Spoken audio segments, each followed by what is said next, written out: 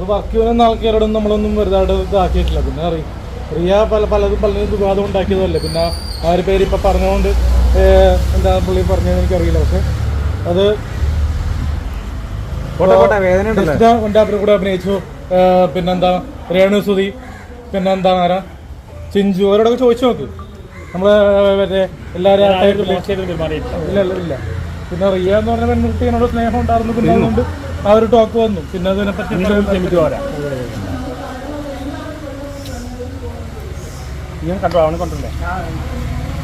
നമ്മൾ പേഴ്സണൽ ആയിട്ടുള്ള കാര്യങ്ങൾ മറ്റേ എൻ്റെ ആയിട്ടുള്ള കാര്യങ്ങളൊക്കെ ഉണ്ടാവും. അതൊക്കെ ഓരോരുത്തരുടെ മനസ്സിൻ്റെ. എനിക്ക് വേറെ കാര്യങ്ങളൊക്കെ അതൊക്കെ എൻ്റെ ഇതാണ്. പുള്ളി ഇപ്പോൾ പറഞ്ഞിട്ടുണ്ടല്ലോ പുള്ളിക്ക് വികാരം ഓക്കെ. അപ്പോൾ വിനീതിന് ഞാൻ സോറി പറയാം. കാര്യത്തെടുക്കണ്ട. പൂവാണോ? കൊച്ചിക്കാർക്ക് ഒന്നാക്ക്.